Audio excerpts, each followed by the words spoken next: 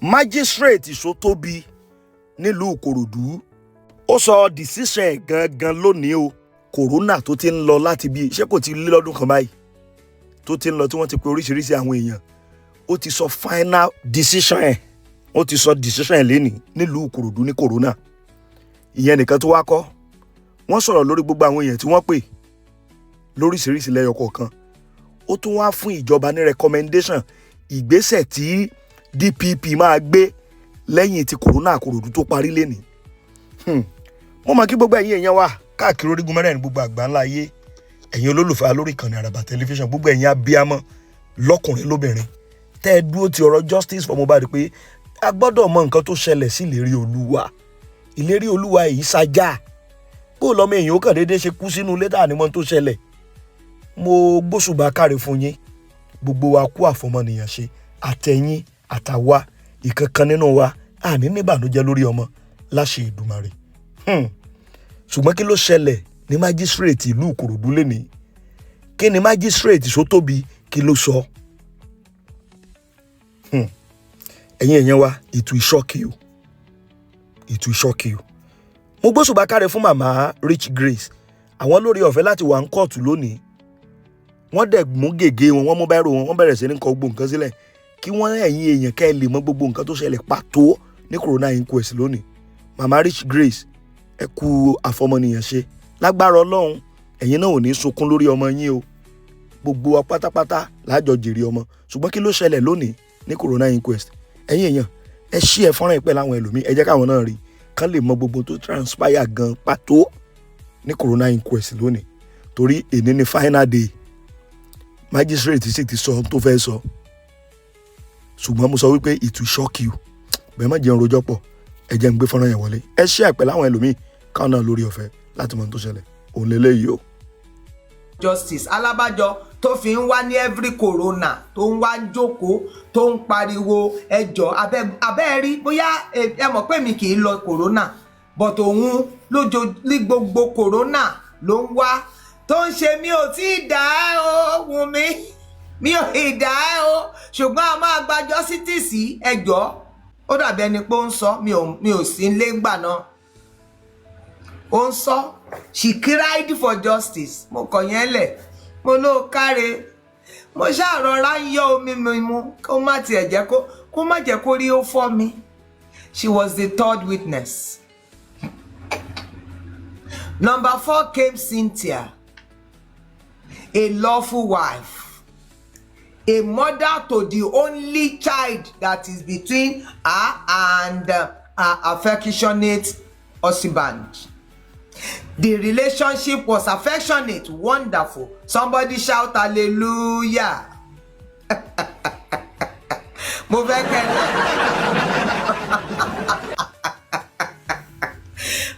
kẹ́rẹ́ ni o.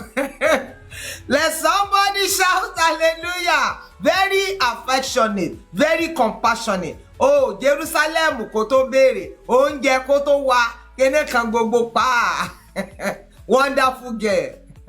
Àwọn virgin to the core. He's the husband of my youth. Oh, ló jábàálẹ̀ mi. I give it to you, girl. Mo pàtẹ́wọ́ fún ẹ. And she reported many times. Ó yá ẹ̀yin gan. Ẹ kàn lẹ́yìn tún social media ní ẹ̀tún kankan. Mo yé ìgbà tí Cynthia ké jáde pé Sam Larry máa ti pa Mohbad ó ti lù. Ẹ kó fídíò jáde, evidence kí ló ń ṣe yín. Ẹ rí.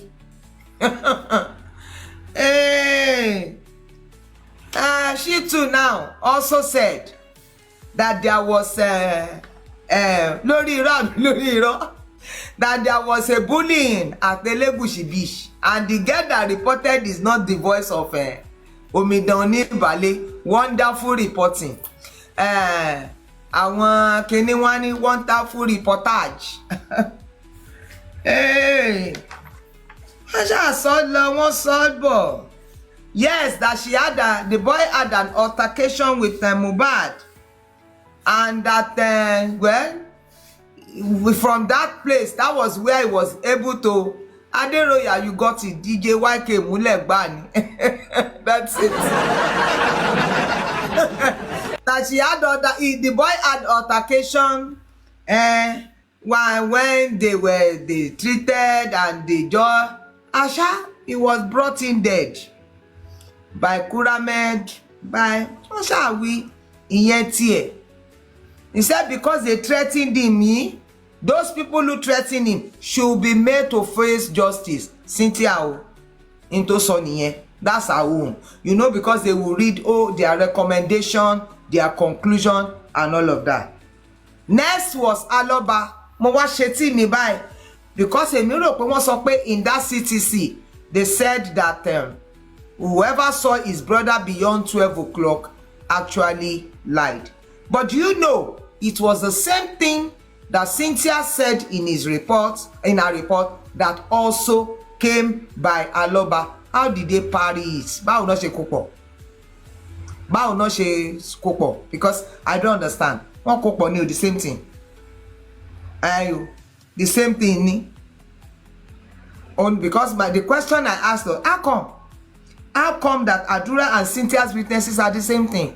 You remember, for those of you that followed it from the beginning, that it was what Cynthia said that I am saying. He told me Cynthia and they fought with each other. Ipaka koto awose koko baba shason.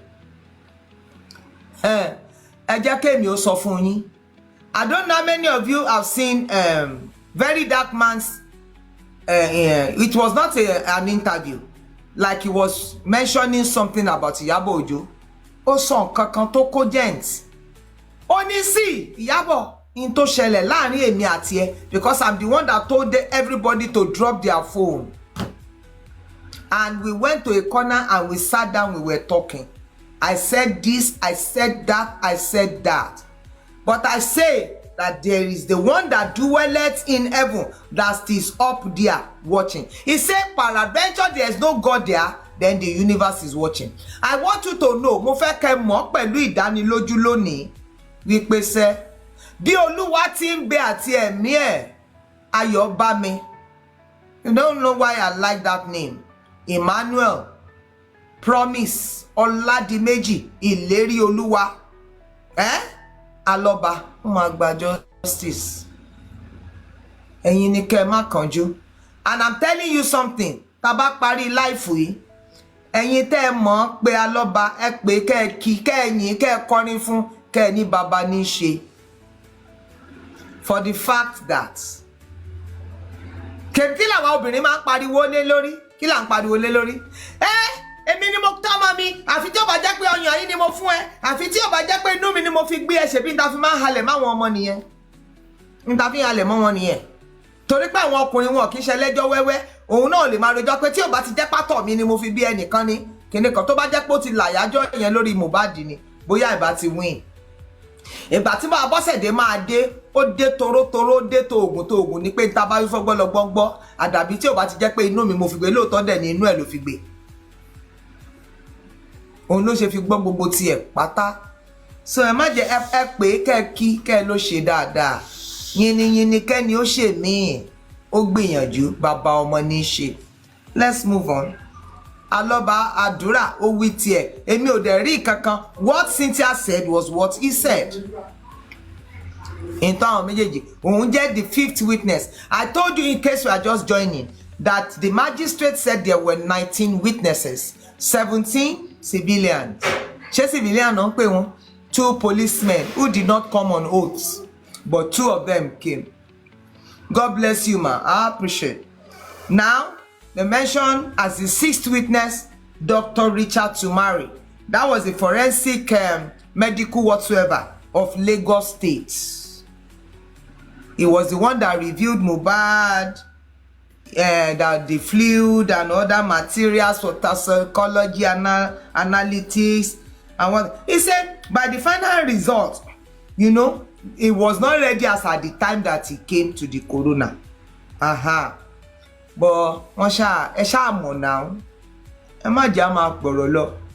the person that came as the 7th witness was Ayobami Sodiq. The magistrate missed it with Ayobami DJ spending. I mean DJ Bami who miss it. But Ayobami Sodiq ó ka tiẹ̀ ogun.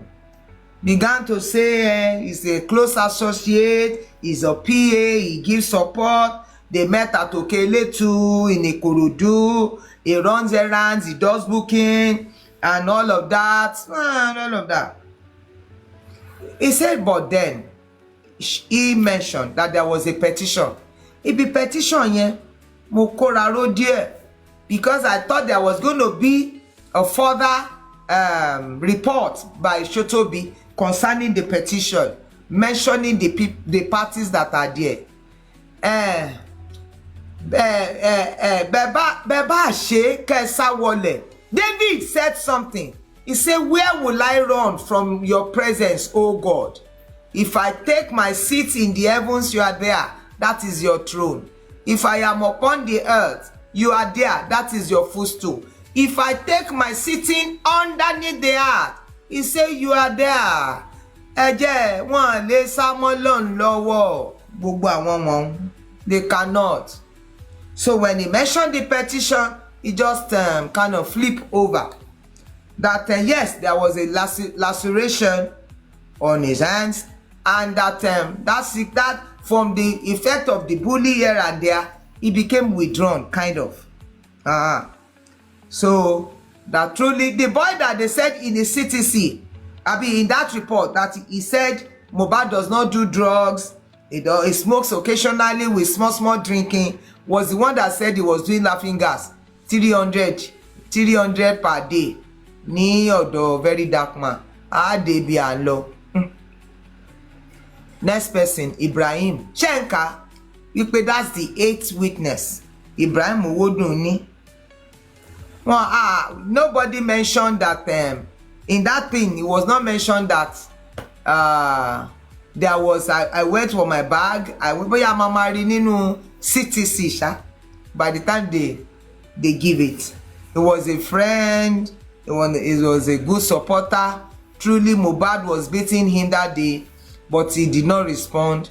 That the wound was self-inflicted and all of that. What has that got to do with us? Go see, Professor Shoyemi Sunday Shokunle was a pathologist that was brought Lagos State. He said he had no relationship with the deceased family and all of that.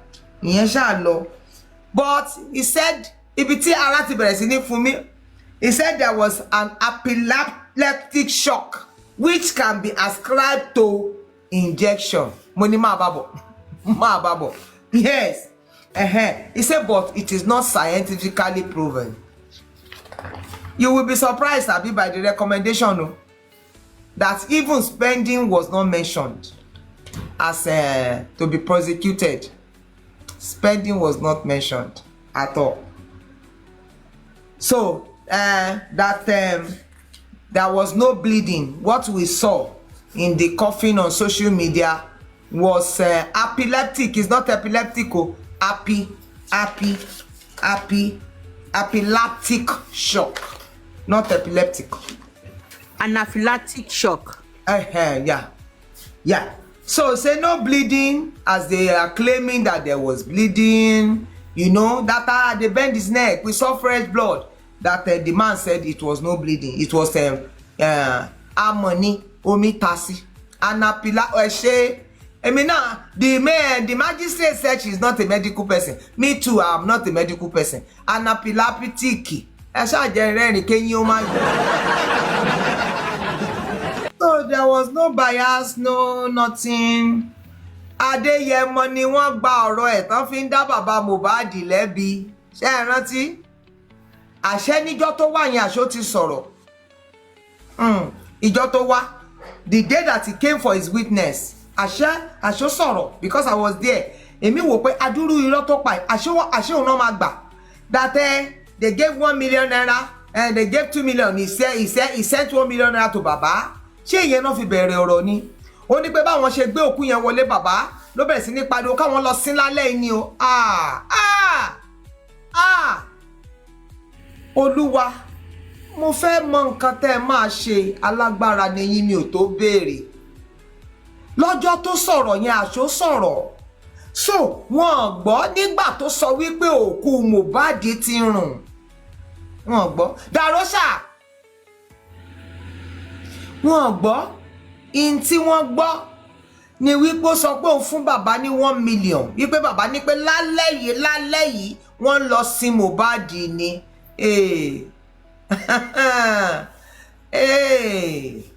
onísùúrù lọ́lọ́run onísùúrù aṣó ti sọ̀rọ̀ ọ̀rọ̀ ẹ̀ náà kàkún o ọlọ́run gbogbo ohun tó sọ pátá náà kàkún because that was what the magistrate used now to say that how can Aloba go and say they should go and bury the child, ignoring every medical protocol and what? Kò sẹ́ni tó gbọ́n gbà Aloba sọ wípé at least a lot of us that turned to him today, it was that BBC interview that made us to turn.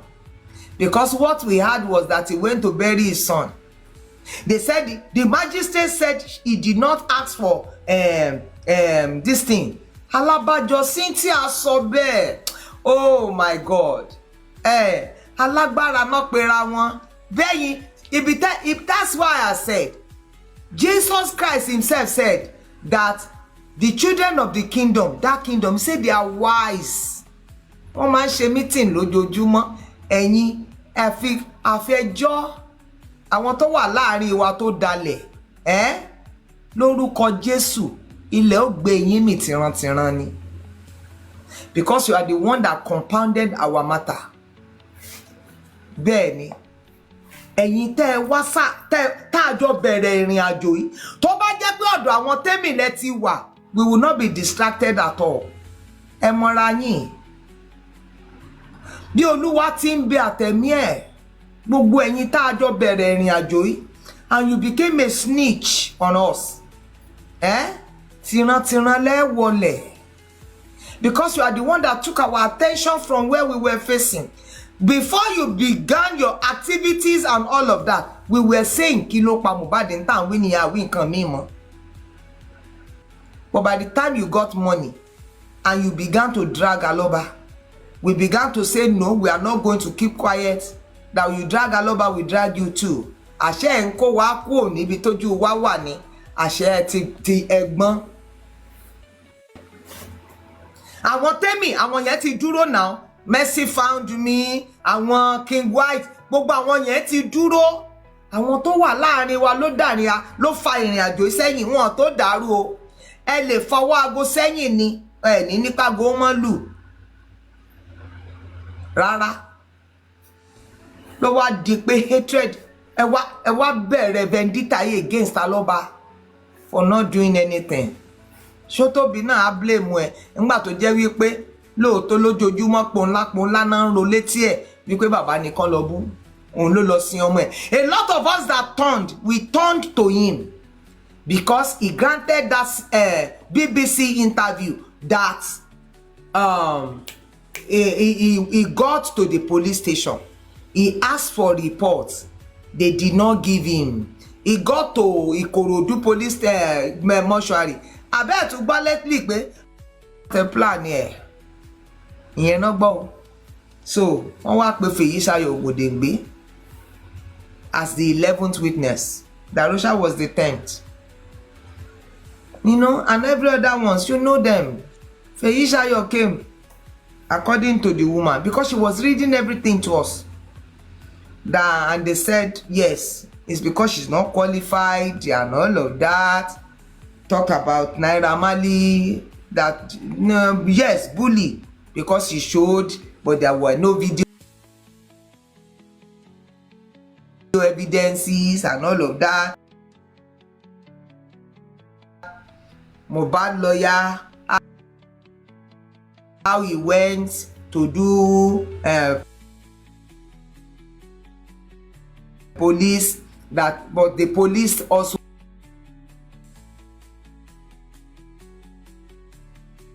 failed. She mentioned that. Said the driver said 9 a.m. the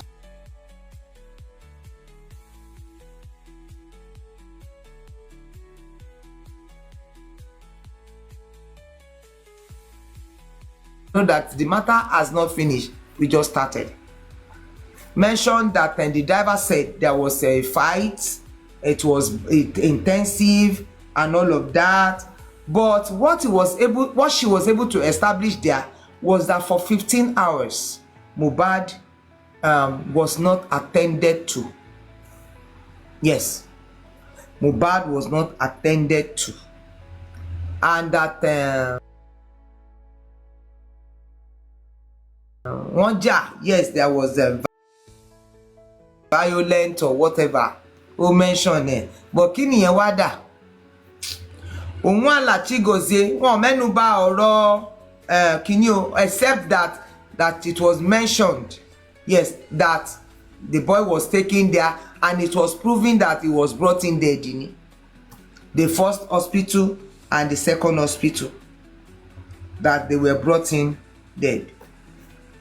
So I think the police were able to say that there was no formal arrest, the assault by the record label. Wọ́n ṣáà ká rádaràda.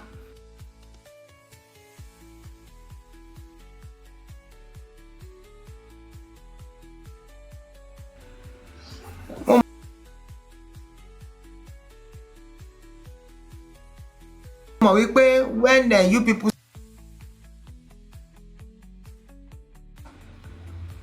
there was no police report, and Aloba station. So it was the attitude of Aloba that forestalled interrogation, as well as he did not prioritize legal process in the burial of his son. After all, the boy was a celebrity. Why did he say she should go and bury him already? So kó gbókù Mohbad sí orí àgbàyàn, kó máa bùtàn ẹ̀ jẹ, kó máa jẹ. Nǹkan ni ó ṣe nù. After all, he say ńgbò gbé débi tó ti máa gbà wé tí wọ́n fún, kó tún gbé ó di gbèdé Kòròdú wọ́n fún. So kó kúkú jókòó tì nínú yàrá kan tó kọ́ àti cotton kó máa jẹ. But for the mother, look at the coroner's observation. Men, take care of yourself. That's how manipulative women are. I am advising you men that you are here. If you have 50,000 naira, go and use 40,000. Take care of yourself. Give them 10,000. Women are terrible. Women, very manipulative. Wàá gbọ́ èmi ni mo bí ẹ. Èmi ni ìyá ọyàn yìí ló mú. Ohun tábọ́sẹ̀dé fi dọ̀rọ̀ rú nìyẹn. So tẹ́ bá jọkùnrin ndí, go and use your money to enjoy yourself. Àwọn ọmọ yẹn ìyá wọn ni wọ́n tẹ̀lé after all. Yes, ìyá wọn náà máa bá lọ. Kí ló ṣe jẹ́ pé kí Mohbad sáré gbalé fún ìyá ẹ̀? Kí ló ṣe jẹ́ pé tó fún lówó? Kí ló ṣe jẹ́ pé òun ló ń listen sí? Yàtọ̀ sí pé wọ́n sa oògùn sí gan. Tó bá le jìnnà, mo sure tó bá jẹ́ pé bàbá ọmọ kan ló ṣe, girl yẹn àti lé bàbá yẹn lọ, ó gbà wọlé ni. I have seen cases. A mother that left the child at five days. The child still went to go and buy motor for the woman. Èmi máa ń sọ èmi ò kí ń ṣe ọkùnrin, mi ń ṣe obìnrin, ọkùnrin ni mí. I don't have that kind of heart.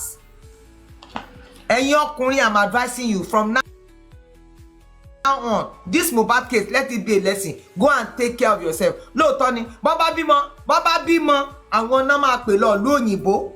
Tá máa ní kán máa bá wọn tọ́jú ọmọ. Wọ́n á fi wọ́lẹ̀, wàá máa lu aago kiri. Aago nǹkan tá gbọ́dọ̀ porúkọ ẹ̀ lórí social media káàkiri kitchen. Ibi tó bá ti ń dáná, wọn ò ní kí ẹ̀. Oṣù mẹ́ta wọn á lọ, oṣù mẹ́fà wọn á lọ, wọn ò ní wù ẹ́. Tètè lọ máa tọ́jú ara ẹ̀, you men. Go and eat. Look at the recommendation of the coroner about the mother. Observation, Joe. Only she has a close bond with the son. Can you imagine? Close bond. Though they love for 17 years. Only though she is not physically present when the death occurred, but at least her conduct was dignified and it was measured as a caring mother. Can you imagine? As a chaka you down for an Elenio. It's a dignified and measured. Oyinbo tó lóhùn no, our conduct is very, very dignifying. mean ẹni tó ń bá neighbor lájọṣepọ̀, ẹni tó lọ fẹ́ ẹrẹ̀fẹ̀, even stepmother no care gan kò bímọ míì, mẹ́ta tó ti bí Fálọ́ba ló bímọ. Mẹ́ta tó bí Fálọ́ba, stepmother no care, mẹ́ta kò lọ bímbò míì, ó padà wá tọ́jú àwọn ọmọ ẹni. Abọ́sẹ̀dé ti lọ yòòròyò.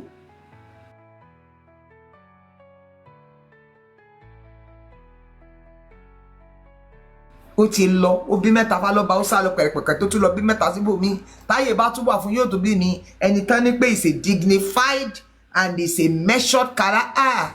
Ayé mi o. The wife ẹ̀ náà pé she's a consistent she's consistent in her evidence. That Cynthia is consistent in her evidence that they were bullying him. Their evidence, the video.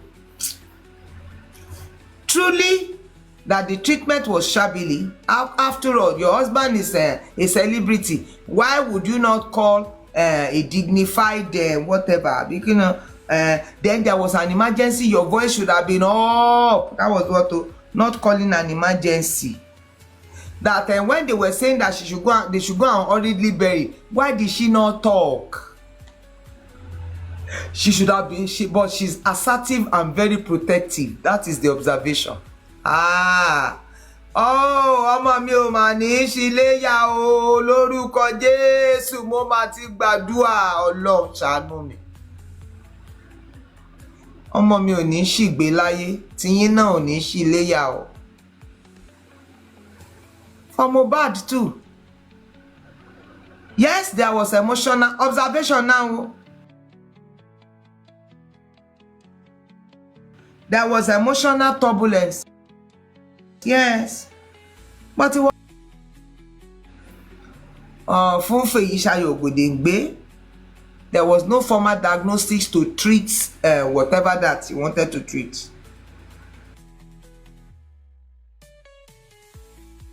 And she's not a certified nurse.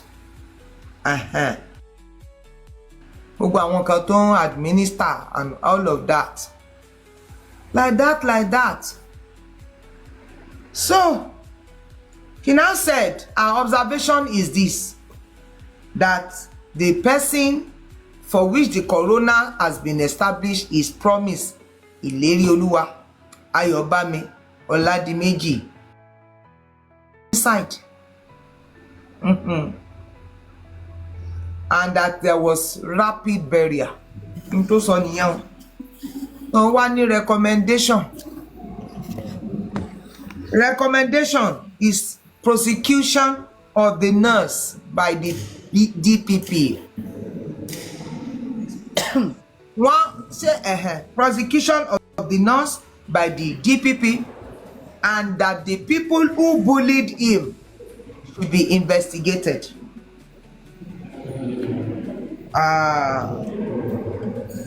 Now say he still laid emphasis on that horrid burial, that person is a celebrity. Now why would they horridly bury? She recommended that there should be ambulatory services by the Ministry of Health. That's a recommendation. Final remark. He said there were false narratives during the corona on social media.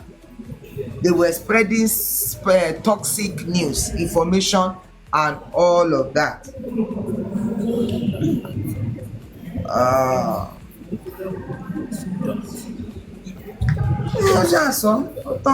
Only there, truly there is a freedom of expression, but not notwithstanding that they can be probed under cybercrime law if they are peddling news that is not true. He said the interference with judicial processes when we begin to peddle information that is not right. And he concluded in appreciating everybody that came.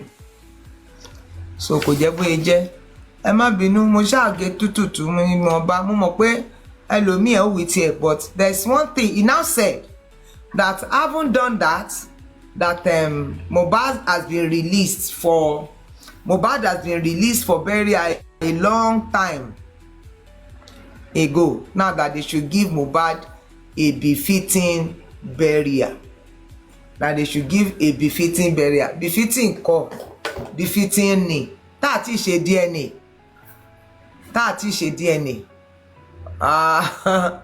Make them they play.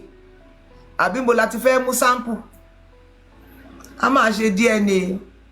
Ọlọ́run mi ọba ṣe yòówù ó ti mọ̀ wípé gbogbo mọ̀gòmọ́gò yìí ni, ṣùgbọ́n ibì kan ni ó gbà, ibì kan ló máa gọ sídè wọn, because I'm sure that the people in our midst wọ́n ti bẹ̀rẹ̀ sí ní rẹ́rìn yo tán ti ń sá lọ. Mo ṣọ́ọ̀kù wọn lọ tán láìfù ni láti sọ wípé wọ́n ti pé bàbá náà dá lẹ́bi, but bàbá náà aṣàṣọ tiẹ̀ ńgbà tó bá yá. You'll be able to say, did he not make efforts? Did he not make effort? Then at least is our own court is not about DNA. Don't mix it up. Sotobi's court is for investigation. It's not for DNA. So the DNA is still on. It is still on 100%. So the case is not over yet. We are moving. God bless you. Ó yá, ẹ má jẹ́ apẹ́ rákùnrin bí ń pa mí o. Àwọn tó wà níbí tán bá ti sọ̀rọ̀ ká máa lọ ní. Why are people requesting and you are not bringing them? Bọ́sibọ́lá? Àbí network ṣe? Ṣé mi ni màá gbé wọn?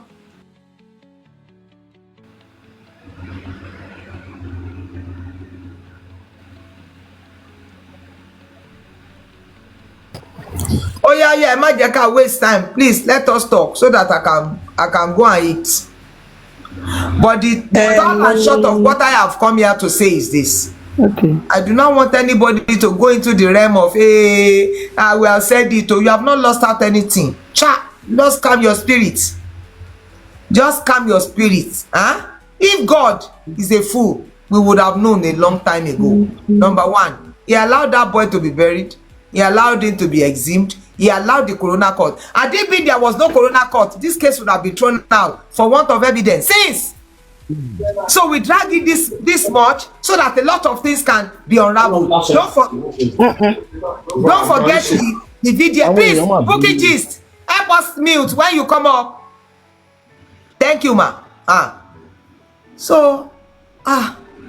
Moderator, why DT? Is the person not part of us? It was because of what she wrote. Did son defend his client? Abi he kept quiet? I don't understand his speech. So what is the question of that?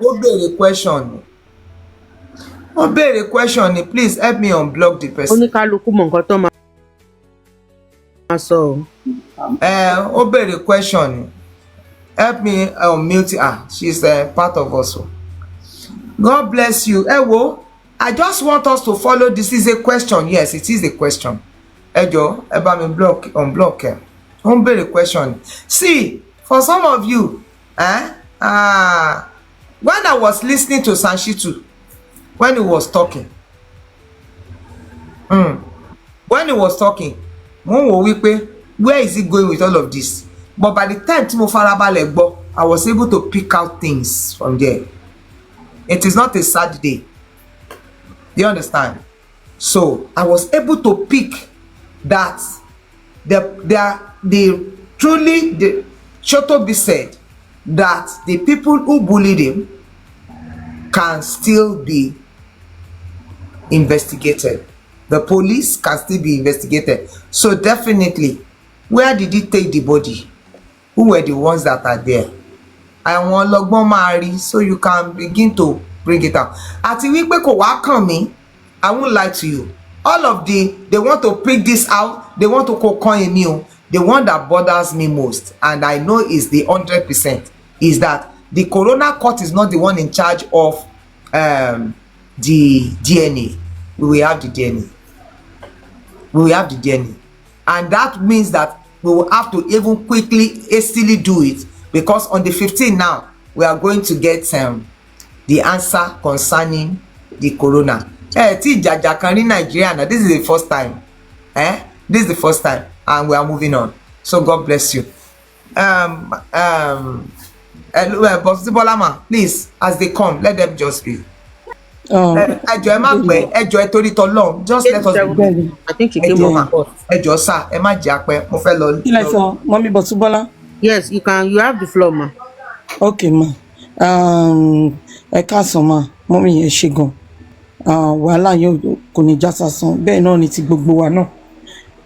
Mommy Bosubola, good day ma. Mommy Divine Touch, Mommy Elizabeth, Mr. Tazan, Bookie something, and the commenters. I'm happy today. Sherry, wọ́n ní tí Ọlọ́run máa Sherry ní ayé yìí tí nǹkan bá ń dùn kò dáa. Tí nǹkan bá lọ tó bá wọ́ báyìí, ibẹ̀ nìyẹn máa fi kọjú sọ́lọ́run. Nǹkan fẹ́ dáa ló fi wọ́. If Magistrate Sotobi my point is blame on a father of the deceased that saw that boy on the floor, kò sí oníjọ́ tí yàn bá rí bí níbí wọlé. Pé okay ká tẹ̀ wá ní pé bàbá yẹn ò lọ sí police station kò lọ́bì kankan ó kò lọ sí ọmọ ẹ̀ ni. Ṣé nǹkan tí wọ́n sọ fún Magistrate Sotobi kó investigate lé lórí ni pé bọ́ ṣe sí Mohbad àbí ikú tó pa Mohbad sínú ilé? That is my question. Kí ló pa Mohbad sínú ilé? Those people inside the house. But the wife, she's there. Olohun kuku fried rice. The same wife said, ikú tó yẹ kí lè yá mú kú ni Mohbad gbà. Wọ́n sọ gbogbo yẹn mọ́. Magistrate Sotobi, none of your family listen to that. Even if you pretend you are not on social media, this is going to 2 years. Ati mokpe ma gbo one big kan. That is why someone like me, Mama Sofa, when you prepare your mind, it can take 10 years. I say Almighty. If UK, tell me why. Titus Taylor's nephew or cousin, first cousin or whatever, ni omo yen Damilola Taylor, it takes 6 years. I prepare mind on this case of Mohbad case. Èmi o mi ò salabi kankan nǹkan tí mo mọ̀ jẹ lọ gbede yìí, and I will stand gidigba with Baba Mohbad. Wọ́n fẹ́ jẹ́ kó rẹ̀yìn ni kó délé rẹ̀ wá. Kó lè rẹ̀ wá. A dúró gidigba. Ikú tó pa Mohbad sínú ilé là ń béèrè lọ́wọ́ Governor Babajide Sanwo-Olu, because you are the head of the state where Mohbad pie. Wunmi Cynthia Adebanjo, you are not going nowhere. Wunmi Cynthia Adebanjo, I'm a case, and thank God, San Wahab, she too so it can. Mohbad, Iku Mohbad is not for Nigeria alone, it's international. Internationally, because Mohbad is a celebrity. So Emarope is not over yet. Asheshe bearing. DNA is a must. Ọlọ́run tí kò bá ń ṣe pé ọ̀rọ̀ lọ́yà gan ni, ní bá má jẹ́ kí lọ́yà gan mọ̀ nípàdé. I don't know. Mo bẹ́ ṣe lè ṣe. I'm sorry to say. Ẹ jọ̀ọ́ nítorí Ọlọ́run, because DNA yẹn ogun ni. Láti ranjú wa sílẹ̀ dáadáa. Halogen like halogen. Because mi ò gbọ́ ibi tí a magistrate pẹ̀lú gbogbo testimony, even okay, let's leave those people in the house. Magistrate Sotobi, nǹkan tí doctor Perez doctor wá sọ. Mommy, you make sense. Mommy Bosubola, ẹ jọ̀ọ́ block Olúwafẹ́mi Babatunde yẹn, please. nǹkan tí parents doctor wá sọ kò make sense. Nǹkan tí driver tó gbé tó mọ Mohbad under 24 hours. Under 24 hours. Wípé Wunmi bá Mohbad jà from home to Ikorodu, from Ikorodu to home. Mohbad dẹ̀ kú. Magistrate Sotobi. Law Nigeria ló sọ pé ẹni tó bá báyàn jà last tẹ́ni yẹn bá kú. Ẹ rí yẹn. Àwa èmi ò ṣe lawyer o. Ṣùgbọ́n with a common sense. Because nǹkan tẹ́ kà tẹ́ sọ jáde lẹ́ni ẹ tún change. This is the reason why everybody have a date of birth, their name. Ẹ wá ń gbé orúkọ fúnra wọn. It shows that you are not competent with your job on that aspect. To me, ó yẹ kẹ́ ti ready. Ẹ̀yin lẹ send the kìíní síta date. As if you are ready. Nínú ilé yín bẹ́ ṣe wà yẹn as a lawyer, ẹ máa ń gbé check lọ wọlé. Ẹ yẹ kẹ́ ti máa tó gbogbo ẹ̀, kẹ́ ti mọ nǹkan tẹ́ fẹ́ sọ, the verdict for today. But no. Ẹ wá ń tọ́ka sí bàbá tó ṣàbíamọ ni yín ṣá. Magistrate Sotobi, ẹ behave like one. Ẹ wá ń gbé Abọ́sẹ̀dé tó ní Wunmi mi ti dẹ́. Magistrate Sotobi, ẹ bá wa béèrè lọ́wọ́ Abọ́sẹ̀dé kí ni ó ti tó wọn àti Wunmi jọ ṣe pọ̀. Ẹ̀jẹ̀ wo lọ́jọ́ fà lára ara wọn tí kò dá Wunmi. Ẹni tó pọ̀ ọmọ lọ́wọ́ nìyẹn. Ẹ mọ̀ kan. Magistrate Sotobi, ṣé bàbá ti yín tọ́ yín? Ẹ mọ̀ kan tó ṣẹlẹ̀. Ẹ di judge. Ẹ wo no. Mọ̀mí etí. Investigation yín is supposed to be on part of Mohbad. Mọ̀mí Yeti, ẹ gbọ́ mi. Let me tell you something. And if we are like this, in the next 1 year, do you understand? We'll talk about them.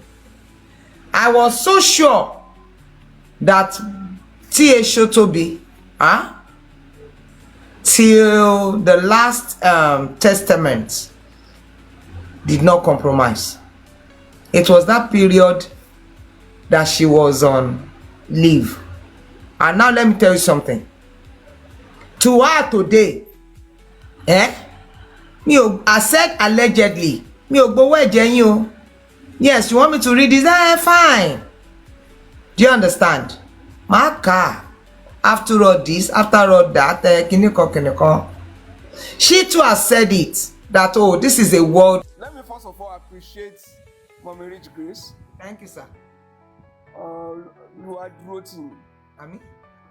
And if you really that. Ami Jason. And all the panelists, all the seekers of justice, Nigerians home and abroad. We should thank God for today. Because me, I'm not disappointed. I expected it. All the handwriting are on the wall. From what happened at DPP, from emergency park fire outbreak, and the narrative that trying to give an emotion to tame the reaction of the people towards the judgments.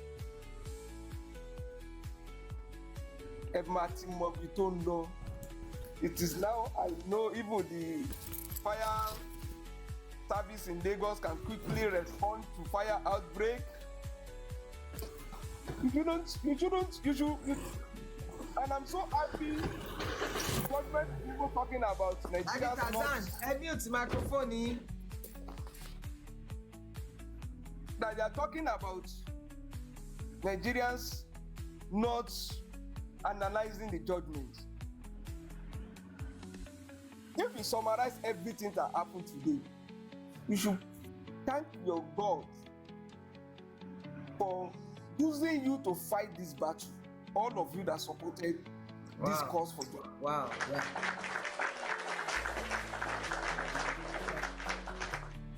Because this struggle has created awareness about our present status and the future of Nigeria. Awareness about the future of Lagos State. And I'm happy since we started this struggle, nobody ever talk about judgment. It is about justice. We are not looking for judgment. We are looking for justice. And several judgments have come and have still never settled the matter. It is our inalienable human right. It is our right to speak on issues so far we don't cross the boundary. Even the military government did not take that right away from us. And I'm happy in a decade of this world, the Tinubus of this world stood up against the military. And the military never told them not to speak about the death of Abiola up to today. The military never stopped them to stop analyzing Abiola regimes, what happened, all kind of death that happened under Abiola. The son of this world, the fatherness of this world, still keep making reference to issues, deaths that occur under the military regime. Yeah. There is no judge in the history of this nation that has ever told Nigeria not to speak on a matter of public interest. Judgment is in the public space. Why will Nigerians not talk about it? So far, Nigerians are not crossing the boundary. There have been cases where even the people that are in power today challenge the authority. The Coalition Yakers of this world, the Tinubus of this world, have referred to many judgments as commercial judgments. That is their opinion. They have referred to many judgments as judgment procure at night. So, this struggle has once again brought to the bear the status of our nation today. The democracy that we are practicing, whether we are moving forward or we are moving backward. When you hear, I'm happy, somebody just type it here. When VDM said, I've asked somebody, Yabo, there is God.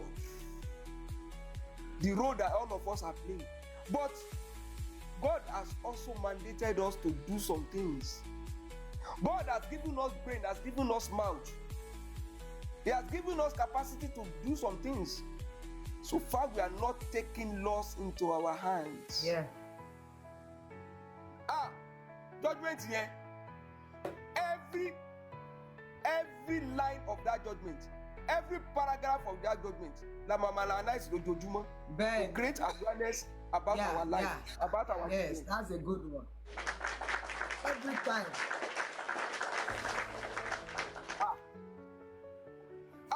Justice Sotobi, ẹ ti fún wa, ẹ ti gbede fẹlifẹli, ṣe bẹ́yìn lẹ́ka, ṣe bẹ́yìn lẹ́ka mọ̀ jẹ́. Ẹ̀yin lẹ́ka fún wa. Ẹ̀yin lẹ́ka fún wa. Kò sí tó burú nu tẹ́ ẹ ka. Rárá. Dáadáa ni, a máa fi ṣéèpù láìfù àwọn ọmọ wa ni. A máa sọ pé ìyá tọ́mọ bá ti sọ wípé 20 years I no see mommy, adájọ́ lè sọ wípé ìyá dáadáa ni. Ṣé bí n tẹ́ ẹ kọ́ ni? Kí ló wá lẹ́nu ẹ̀? Oh my God. Ìta àmọ́ jẹlẹgbẹ́dẹ́ yìí.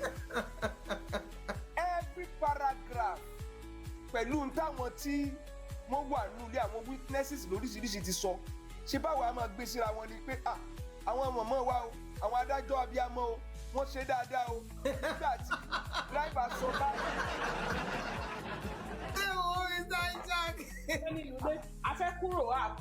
I want you to find solution to this garden. Find solution to it.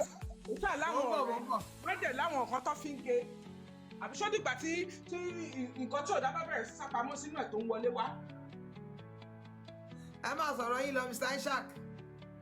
Nigerians ẹ̀rọ ṣebí judgement ni à ń lọ ṣe DNA ṣùgbọ́n judgement eléyìí ṣe rí judgement ti DPP ìyẹn tó kéré eléyìí tó ń gbé wáyé fẹlifẹli ni judgement téèyàn gbọdọ̀ máa kọ́ ẹ̀kọ́ kéèyàn in fact ó yẹ ká ṣe ìwé yẹn káwọn àwọn tí ó bá produce yẹn ká máa há káàkiri gbogbo lé láti máa kọ́ àwọn ọmọ wa lẹ́kọ̀ọ́ nípa ìjọba wa nípa family wa nípa marriage ní ṣẹ́rí ẹ̀kọ́ in fact this should be a syllabus for studies a gbọ́dọ̀ study eléyìí tíyàwó bá rí báyìí tọkọ bá rí báyìí Justice Sotobi ní pé báyìí ló ṣe rí kò tún tó burú bẹ́ẹ̀ orúkọ tó dáa justice tó dáa wọ́n fún wa gbogbo àwọn judgement tán fún wa lẹ́yìn àwọn judgement gidi tó dáa àwọn àmọ́ fàdúrà tẹ̀lé wọn a máa fi àdúrà tó dáa tó bá jẹ́ pé dáadáa lẹ ṣe fún wa Ọlọ́run á san yín lẹ́san o. bẹ́ẹ̀ni. gbogbo àwọn tó rọ̀ mọ́ judgement tó dáa tẹ́ fún wa tẹ́ gbé fún wa yìí ẹ gbẹ̀san ẹ o èèyàn kan ò ní gbin àlùbọ́sà kó kórè ẹ̀fọ́ sọ́dẹ̀ lẹ́sìn wa ni ṣe judgement change bí wa so change anything ni position yín nìyẹn dẹ́ ní according to the law ṣebí position òfin àwọn àwọn sọpọ̀ òfin ilẹ̀ wa o òfin ilẹ̀ wa o gbogbo ọmọ Nàìjíríà gbọ́ kéré o àsìkò rẹ̀ tá làgò kéré o ìyá Mohbad tó pe ọmọ rẹ̀ lọ́sàn-án tí ò rí bá sọ̀rọ̀ tí wọ́n sọ pé ó ń sùn tí ò dẹ̀ rí bá sọ̀rọ̀ tó ń ṣe kú ìyá dáadáa nìyá wa ìyá dáadáa kò sí tó burú bẹ́ẹ̀ kò sí tó burú bẹ́ẹ̀ ìyàwó tọkọ ẹ̀ jà ní tó ní ọbọ̀kan jà ní ṣó tó tún dì láṣọ tó dì lọ́rùn mú tó já chain mọ́ lọ́rùn tó fẹ́ wọlé tó ní this one go cry enter ìyàwó nìyẹn tó wà consistent and consistent.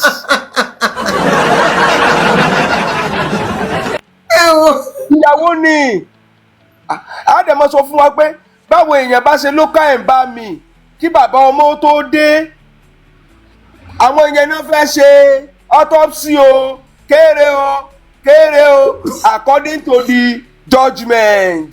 kí ni tó burú ẹ̀ kí ni tó burú ẹgbà ṣé I don't know when people say that they feel sad Ọlọ́run fi opportunity ṣí gàgà ojú yín láti mọ ibi tá a délé ní. àbúrò tó dẹ̀ pa ẹ̀gbọ́n ẹ̀ lójú ẹ̀ tí ò sọ̀rọ̀ àbúrò dáadáa ni. àbúrò tó jẹ́ pé yóò tó di superstar yóò kọrin tó bá ti bẹ̀rẹ̀ ẹgbẹ́ orin tí ń kọrin kẹ́ ẹ lọ rà á. gbogbo àgbáyé ọjà ti dé superstar kan tó ti dé tó bá ti bẹ̀rẹ̀ orin kẹ́ ẹ lọ rà á. tójú méjì eléyìí kìlọ̀ corona ni finding ni tí ẹ rí náà sọ.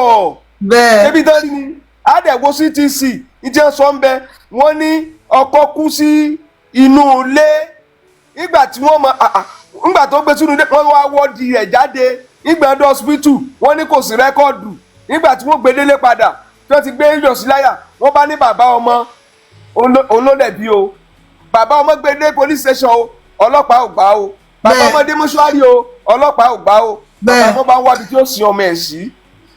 ìjọ tí wọ́n ń sin ọmọ yẹn wọ́n ń tẹlifáìsì ẹ̀ tí gbogbo àgbáyé ń wo ìjọba ò sí láyé ńjọ́ náà láti sọ pé níta ẹ fẹ́ máa ṣe bàbá yẹn gbọ́dọ̀ ṣe ń bẹ̀ yẹn o. It is after tí bàbá sin ọmọ tán níjọba wake up wọn ò sí láyé wọn ò sí crowd judgement ni pẹ̀lú n tá a lọ sọ ní corona statement driver corona kì í ṣe statement wọn kò wọlé statement bàbá corona kò wọlé bẹ́ẹ̀ni ó wà lára judgement. àfi ti dàrósà. kí wàá ló kù tá a máa fà gbogbo tí Israel ti sọ ó ti grant interview ó ti sọ̀rọ̀ fáwọn èèyàn ṣe bá da gbogbo ẹ̀ pọ̀ á fi kọ́ àwọn ọmọ wa lẹ́kọ̀ọ́ ni. Lagos state government ẹ ṣeun o tẹ́ ẹ fún wa láwẹ̀ anẹ́ẹ̀sì social study dé gbogbo wa la máa di lọ́ọ̀yà lórí ìkànnì. history dé nígbà táwa máa ṣe history yẹn àwa máa sọ ta ni gọ́fúnà tó wà nílùú gbà náà, ta ni commissioner for justice tó wà nílùú gbà náà, ta ni DPP tó wà nílùú gbà náà, ta ni IPO tó wà nílùú gbà náà, ta ni IG tó wà nílùú gbà náà, ta ni history ṣẹ̀ṣẹ̀ bẹ̀rẹ̀ ní tí ò ní parẹ́ judgement ti tẹ̀ jáde ẹ wá ní gbogbo aráyé ọmọdé sọ̀rọ̀ nípa ẹ̀. Anything that is a judgement presidency ni corona yẹn presidency ni tó máa wà ní Lagos state n tó bá dẹ̀ ti wà gbẹ̀yẹn kò ṣeé gbé pamọ́ ná kò ṣeé lè gbé pamọ́ níta wá ń kà síta fáwọn ọmọ pẹ̀lú background information tá a ní sáà ní fi dá wọn lẹ́kọ̀ọ́. á dẹ̀ jọ wọn lẹ́kọ̀ọ́ pé nígbà tí ìyàwó sọ fún wa báyìí tí bàbá sọ fún wa báyìí gbogbo interview tí Wùmí tiẹ̀ ṣe yẹn inú mi dùn gbogbo ẹ̀ náà láàfin máa gbé wọnú ara wọn tí wọ́n ń sọ tí ìjọba ń sọ tí judgement sọ ni pé ká ẹ̀ má búlí o búlí o ṣùgbọ́n a máa sọ tó lúkàlùkù sọ a dẹ̀ máa sọ pé tí ìjọba sọ rèé o. Ọlọ́run fi bẹ̀yìn last kínní lélẹ́yìí tẹ̀mú dání apart from ikú tó pọ̀ mọ́ yín eléyìí ẹgbàmú dáadáa a dẹ̀ dúró tì yín Ọlọ́run á wà pẹ̀lú yín. DNA yìí ẹ má jẹ́ kán compromise ẹ jọ̀ọ́ nítorí Ọlọ́run bàbá Mohbad Ọlọ́run fi bẹ̀yìn. gbogbo wa náà. I stand with you. I don't care how long, I don't care how many years, I will continue to fight for justice for your son. Ṣẹ́rí gbogbo àwọn wèrè tó ń lọ tó ń bọ̀ tó ń gbóná tó ń tutù tó jẹ́ pé lánàá I will support VDM on this justice for Mohbad. Lẹ́ni ni wọ́n wá gbàjọ́ ẹjọ́ ẹ bá wa béèrè lọ́wọ́ wọn kí ló wá ń wá. Lọ́dọ̀ kò yé wa. Kí ló wá ń wá because are these people normal? Thank you for the encouraging word. Are these people okay? Are they Luna? Because how can I support a VDM for justice for a young man? And today, because of what the magistrate, the verdict said, then I'm smiling, I'm jumping, I'm dancing.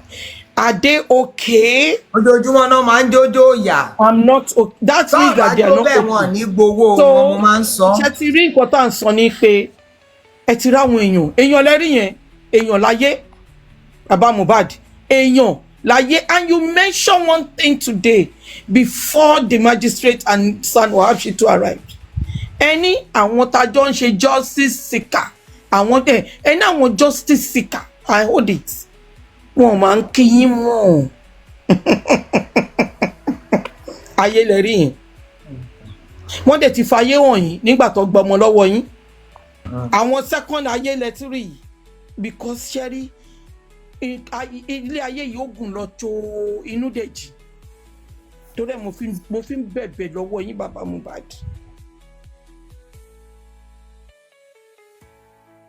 Bẹ́ẹ̀ ṣe strong, continue to be strong. Mo rí yín lè ní tẹ́ dúró.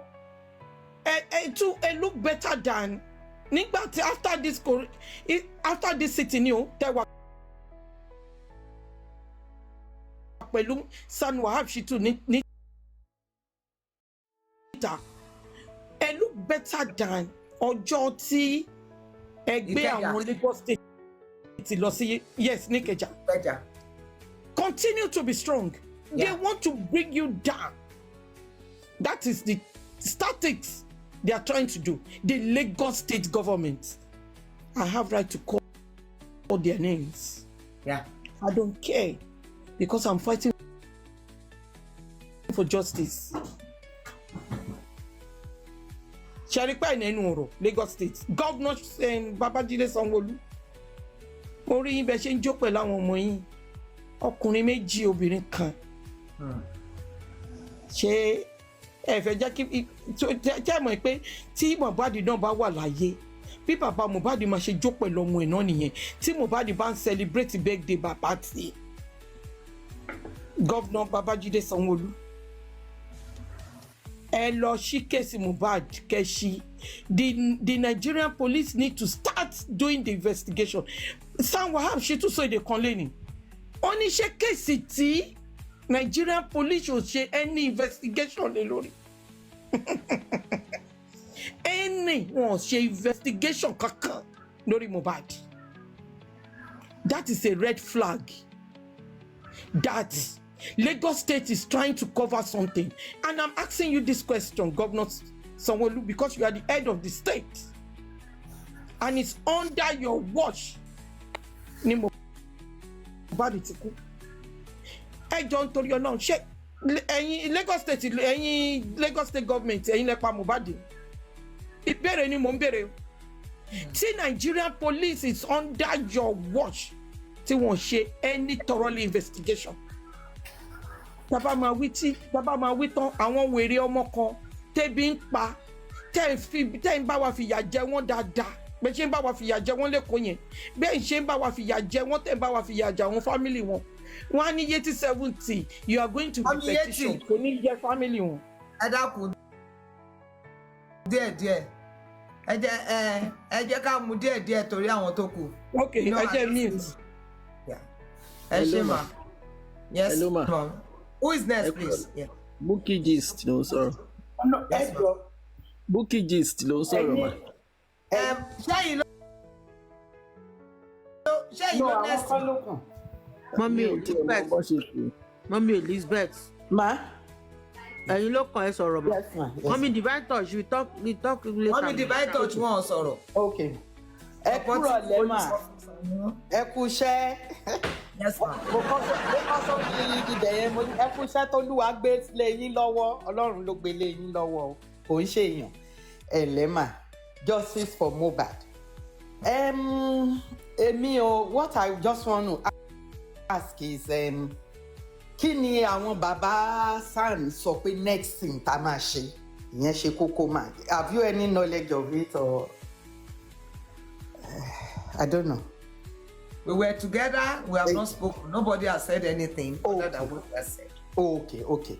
So I come and wo the next step. So I take lens on him. But I want people to know that the Coroner Court is not the one in charge of the family DNA court. Then Yes, and it is still on.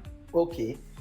No, we did Question mommy ní pé as bí Corona ṣe give verdict in sin. ṣé Sam Shittu Is a there ní anything? reason láti gbé kéèsì tiwa kábílẹ̀ court and the next thing that's one nǹkan tí mọ́mí béèrè. Nǹkan tí mò ń béèrè nìyẹn. Thank you, Bẹ́ẹ̀ bá bínú mommy. màmí ò gbọ́ dáadáa, both of you were talking. Kí lẹ sọ mà? Mo ní bí Corona ṣe sọ nǹkan tán sọ yìí ń sìn. Bọ́n ṣe sọ nǹkan tí wọ́n sọ ń sìn. Mi ní pé kí ni Sam Shittu sọ? Ṣé a ní right àti gbẹ́jọ́ lọ high court ni or what? Ma, that one cannot be determined today. Okay. So the thing is kí gbogbo wa ká fara balẹ̀. Now and Monday, we will know Yes. where we are going. Okay. Nǹkan tẹ́mi fẹ́ mọ̀ nìyẹn. Thank God pé at least like I said and I'm always saying Sam Shittu wọn kiri inú ayé. Sam Shittu will not compromise. Ìyẹn ó dájú. Ọlọ́run á fún wọn ṣe. You know, just like you said, mommy, a ṣẹ̀ṣẹ̀ bẹ̀rẹ̀ ni this just like mommy Yeti 70 said, kéèsì even ní ibi tán wà yẹn, kéèsì máa ń lọ UK tán wà yẹn like she said, ti Taylor yẹn 6 years, you know, tí kí lorúkọ bọ̀bọ̀ Amẹ́ríkà ìṣòkọ̀ yẹn ṣàkọ́ over 10-15 years. 20 something. Ẹ ṣe kan tó mọ what's up. So let's be patient. You know, àwọn tó ń jó lẹ́nìí wọ́n á padà ké lọ́la. Àwọn tí wọ́n rò pé the girl has been let off the hook irọ́ ni o.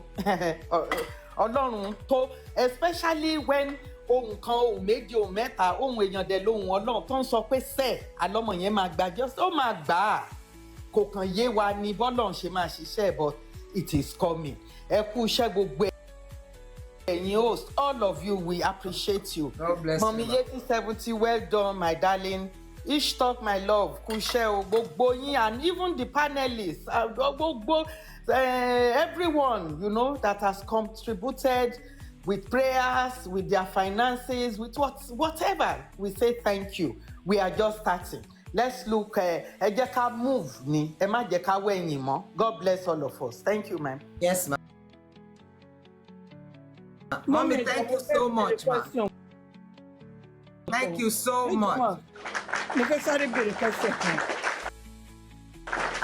Appeal ti Sanwa, sorry ma, appeal ti Sanwa Abshitu tó gbé wọlé. Is it still going on or because of? But the appeal that was filed, it is very important for us to have filed it, and we should not think otherwise. But the other process, between now and Monday, something is gonna come up. One have to be very calm. There is opportunity. One of my this thing is that in chaos, there is opportunity in chaos. Whenever there is chaos and you sit down, you settle down, and you look at it deeply, you will see opportunities in it. So for the process that is going to be taken, Ejekashi down will be discussed by some people, and we'll let everybody know what is social media worthy and what is not social media worthy. So let our mind be at rest. I just feel the opportunity to make a submission because earlier on they sent requests to me, but I must promise everybody I didn't have the strength to even accept the request. But not until Mommy Yeti, spoke, and something just came to my mind that God knows what is going to happen. Because look at the time that VDM came into this matter. Again, it is definitely for a purpose. You understand? And please, I wouldn't want any one of us to be sad or something. Yes, it is. Naturally, Oti weigh me down already. I must not lie to you. Oti weigh me down naturally, but I just summon. Yes, ma'am. But I just summon courage. When we look at that, where we were coming from, where we are now, some things you will see that for them to have actually pushed everything, most of the thing on Baba Mohbad, praising the other people, then definitely that we are fighting a good cause. Yeah. You will know that. See, ladies and gentlemen, to all the mothers and the fathers in this place, you should know that we are doing the right thing. It is the right thing that we are doing. One or two things, but at the end of the day, ladies and gentlemen, please, I want to encourage you, not because of anything, but because we are fighting a good fight and we are on the right side. And I just want to ask everybody who is going to join my little self, Mommy Yeti 70 and Mommy Rich Grace, to still remain on the side of Joseph Oluwabamiwa Loba, irrespective of whatever it is that is happening. Who is going to join us in the comment section or in the panel? Who is it that is not going to give up? Who is it that is going to join us, say, until everything is done and until we get justice? Thank you so much. That is the spirit, no matter what. Thank you. Thank you so much. I appreciate everybody. You have spoken in time of finance. Now when it is time for emotional encouragement, you are still here. Thank you. I love everybody. It is justice that we seek, and it is justice that we're going to get. Thank you so much. God bless you, darling. God bless you. Steve, I want you to know something. As we are here, we are many. Go and see the video that I posted this morning. We are many. The people that are against this matter, they are very few. For us that are here, we are many. Not on this platform. I'm talking about those of us that are on this course. Yes, we can hear news that is going to make us sad, but we are not going to linger on that. I've said it over and over and over again. That see, God is the one directing this script, this one that we are standing on and are resolute by, that we are going to get justice. Don't let your spirit be weary. Look at that song that God gave us. Ẹ má ṣe bẹ̀rù, I wish I'm going to sing that song again with Mr. Aloba. Come and see his voice when I was listening to it this morning. So please, just please calm down. What I saw on the 25th, my birthday, is too assuring for me to leave this cause of justice for Mohbad. It's not possible. Mohbad gbé àpótí ó jókòó ti òkú ẹ̀. Ó ń wò, and somebody came to corroborate it that she too saw what I saw. And the Bible says, out of the mouth of 2 or 3 witnesses can everything that concerns God be established. Just calm down, please, and don't worry. When they say, when the Bible says, when it is said that there's a casting down, who will say what? There is a lifting up. The Lord will bless you. The next person, please. Ẹ dákun bá dìde, mo fẹ́ lọ wá nǹkan tí ń fẹ́ nugun ni o. Mr. Tarzan. Mr. Tarzan. Oh, thank you very much, ma. I greet everybody. Mommy, I first of all want to say thank you. Thank you so much for the report that you have brought back to us. Yes, you are not a journalist. You are not, those of us who know what journalists do and those who go to conferences and will have to report, you have to write down, write in shorthand, and sometimes you write in longhand, sometimes you use symbol to note down a point that has been said and all of that. So for a 60-year-old woman to go into such an arena and being able to have put together all of these salient points in that conference as things were going on, I must commend you. Thank you, sir. I don't know. It will be a very genius, a very unique young person that will be able to capture almost everything. But what you have brought back to us is so valuable. It gives us an insight into what happened in that room. I want to say thank you. Thank you so much. I appreciate it. God bless you, sir. At the beginning, we know a lawyer who said, no, there should be no press. The press call should not be invited. If the press call had been invited, people like you, we won't know that you have such talent, such gifts to sit down in a conference and be able to pick point by point whatever any lead speaker is saying. So we must take note of that. Now, secondly, I want to implore everyone, 900-page report. It is a report, it is not a judgment, right? I have questions from the report, the mummies and jottings from that report. I have questions to ask, but I can't ask her because she's not a lawyer, right? So what I will advise all of us to do is to try to remember some of the things that she has reported here. And then when we converge again with all of our legal minds, and we'll be able to ask those questions and they will be able to give leadership and explanation. That time is coming. I want to believe right now that even Sanshitu, Baba, and all the team, they are at a conference right now, or perhaps they have a date to converge, to look at the judgment critically and be able to decipher a way forward. So, what have I heard in Mommy's report?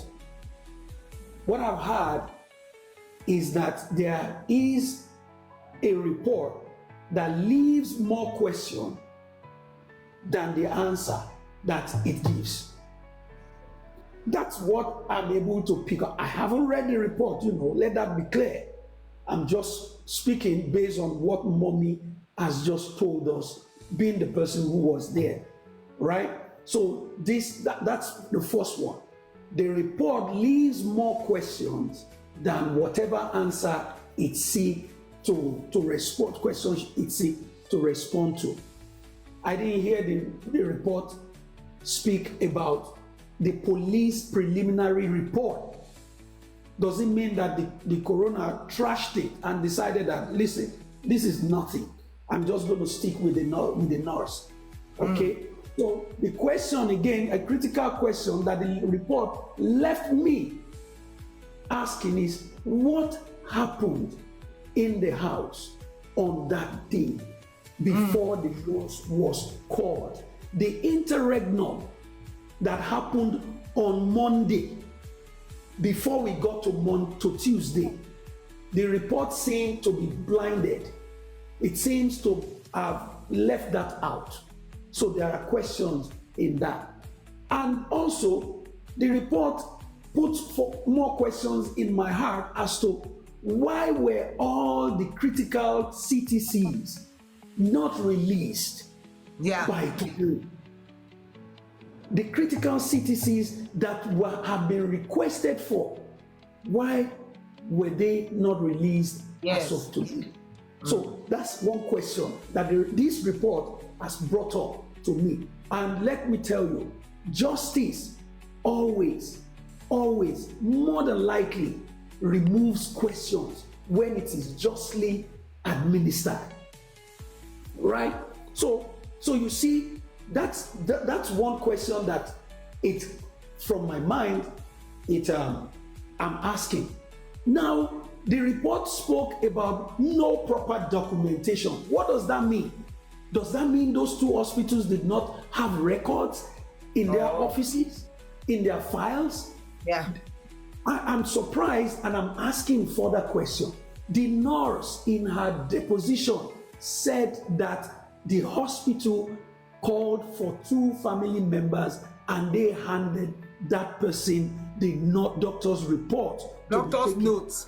Doctor's note, yeah, doctor's note. How is it that this report did not say anything about that? So, Mommy, thank you so much.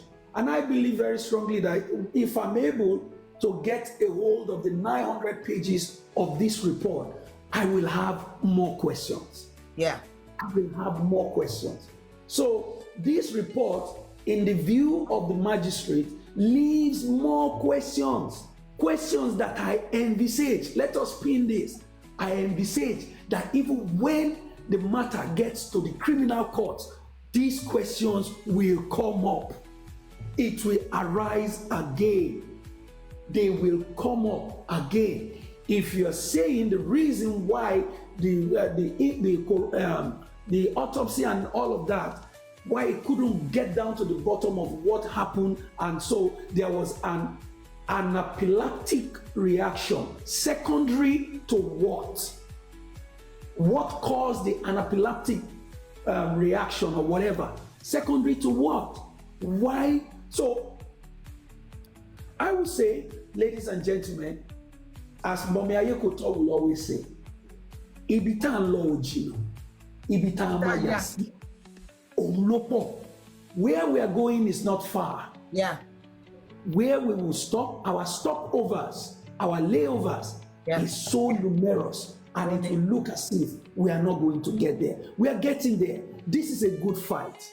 It is a good fight because if justice is truly served in this matter, it will be justice for everybody. It will be justice for you. It will be justice for me. It will be justice across the nation. Now, finally, Mommy, in your summation of your notes, your yes, that's what they call it, contemporary notes in the court, those words of the judge about Iya Mohbad and Baba Mohbad, they sound strange to me.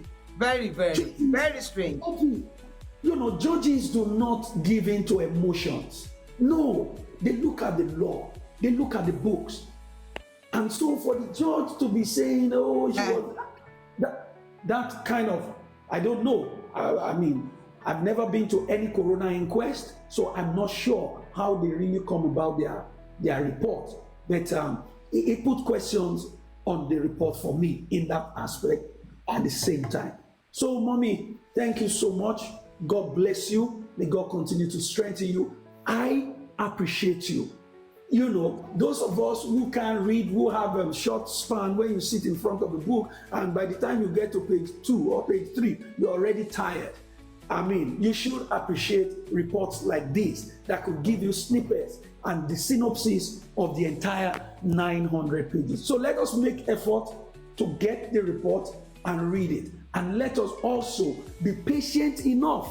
Let's be patient enough for those who know among us to come together. Let's give them time to read the 900 reports, and then give them time to come back and tell us the way forward. All we need to let them know right now is that we are still here. We are going nowhere. We are still behind you. Aloba, we are behind you, because this fight that you are fighting is not for you alone. It's for me, it's for everybody. Justice for Mohbad is justice for all. Thank you very much, ma'am. Mommy, God bless you. And everyone else, appreciate you. God bless you. God bless you. That's a beautiful one. Oh, I appreciate it. Now, I want you to know something. When we went to Ikeja, I see the wisdom now. When people agitate, oh, mommy, you should go. You should go. I think I see the wisdom now. I remember on that Wednesday, when the magistrate at the Ikeja court was actually giving a report, or what am I going to say she was given? She said that the Attorney General does have the right to do this, to do that, to do that. God bless you, ma. But if there are new evidences against the people that have been freed, they can be called back. I hope, I think we should be able to put that one to it. Now, let me tell you, I don't know, every time you people feel like this, each time my spirit springs forth in me, because what I see is, what I saw is actually different from what you see. And I'm going to take quota up. She's saying something.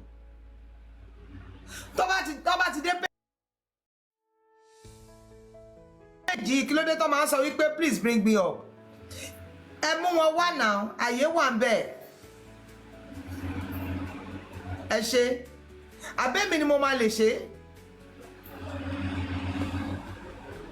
Mr. Okay. Mr. Tazan, she sọ̀rọ̀ lọ. Ayé wà fún mọ̀mí ayé kò tán. Still let Mr. Tazan be there, or is somebody else there? Okay, Emma Binu. Now let me. She said that if there are new evidences, you pay one more. Fine, I think I finished from there. But when I said, let me take you to the Bible. You know why I said what I saw is quite different from what you are saying, and that is what gingers me on, and nothing can draw me back. Nothing. It is in Acts chapter 27. Acts 27.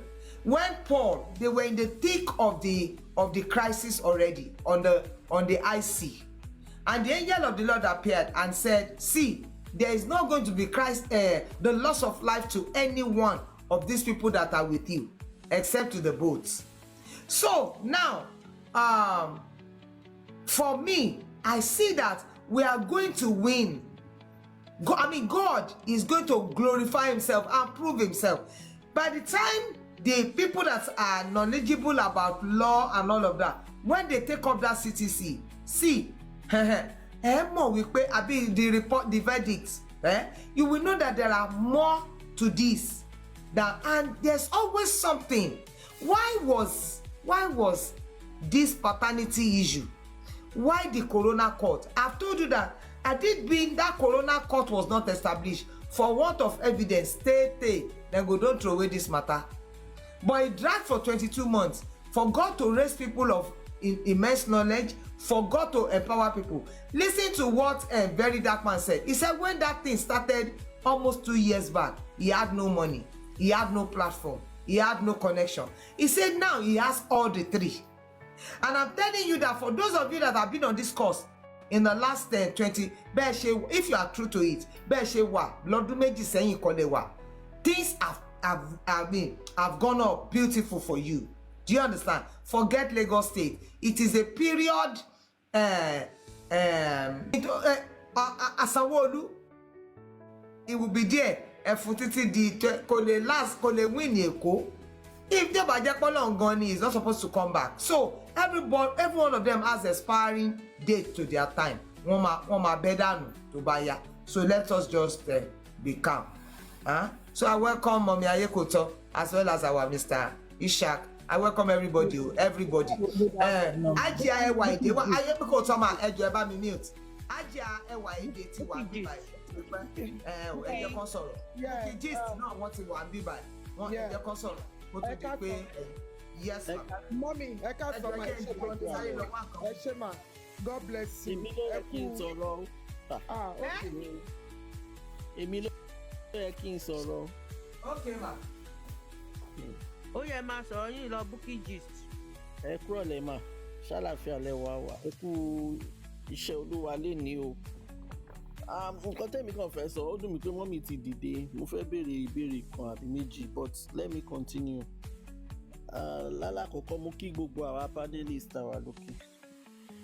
Sista Bọ̀sún, mo kí yín o. Ṣé rí observation mi lórí nǹkan tó ṣẹlẹ̀? Bá ṣe máa ń sọ pé ọwọ́ kan wọ́. Yes, ọwọ́ ti kan ọwọ́ woman yẹn náà. Mo ṣe gbọ́ mi mọ̀ how far it is true ma. Wọ́n ní ọmọ ọba Ìkòròdú ni woman magistrate ma. Is it true? Yes. Mi ò mọ̀.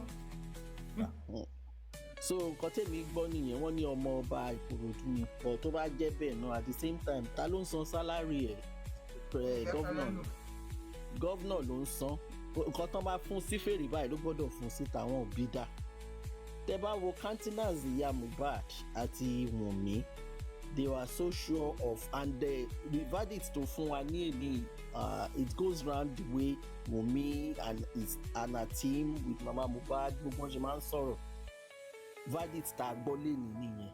Now ibi tí question mi wà fún magistrate yẹn ni mo mọ̀ bóyá etí ń dùn wọ́n nígbà tí wọ́n ní wọ́n fún Wunmi ní wọ́n ní wọ́n ṣe gbé baba was not there nígbà tí wọ́n gbé ọmọ yẹn dé hospital he wasn't there.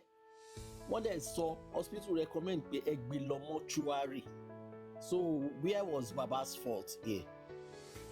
Because I don't know why he blamed the man. She blamed the man. I don't really understand reason to fi blame Baba Mohbad.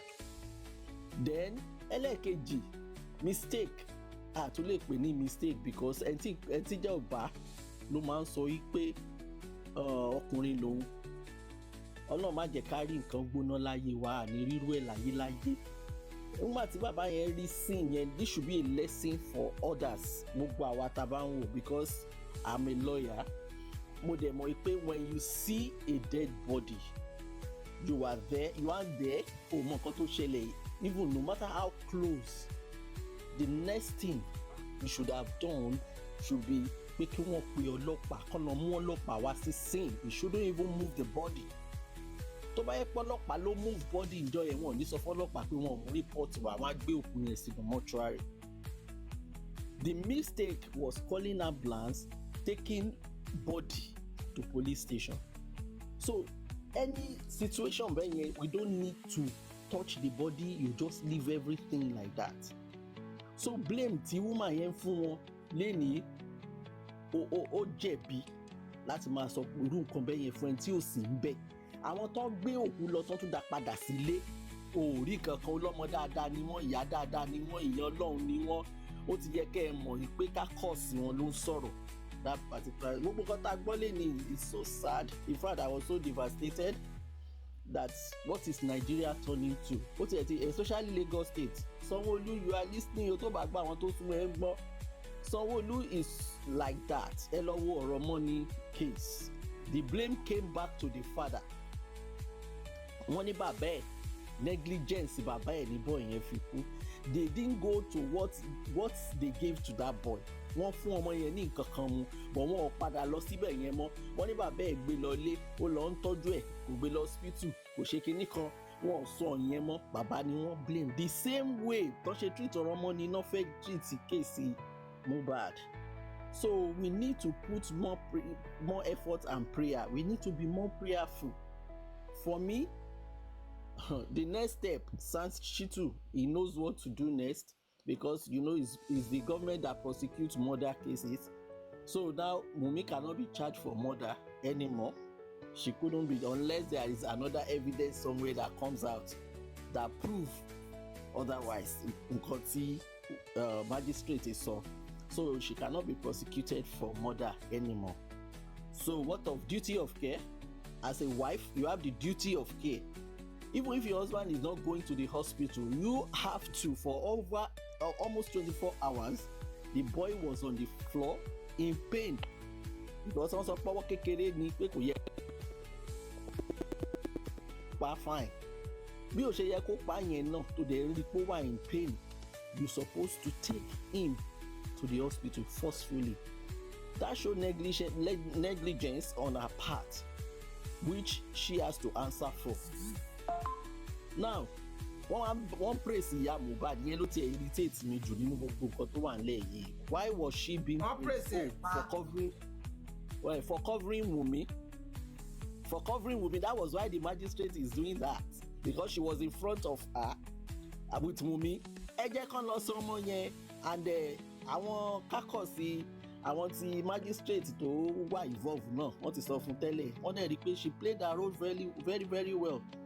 Owó tán má dẹ̀ fún yẹn, mo fẹ́ wo bó ṣe fẹ́ lò náà kó sọ̀rọ̀ ẹ̀ di Dangote, kó máa wò pé òun náwó ẹ̀mí ọmọ òun. Because it was for a good mother, you will know that all my years, over 50 years in life, I've never witnessed what I witnessed in Mohbad's issue, especially with the mother.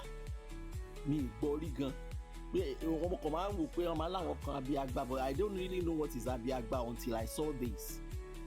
And now justifying this as a woman, magistrate yẹn náà then we should know the family of Sotobi, so that we should be careful going to her family, because are serious now.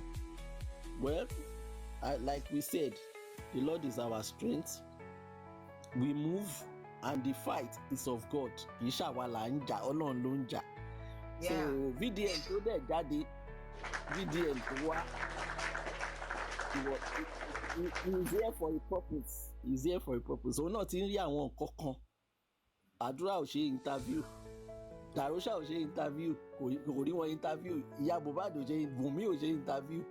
That means àwọn mẹ́rin àti àwọn ìlú, àwọn àgbà ìlú bíi Sanwó-Olú tó ń bò wọ́n kàn continue.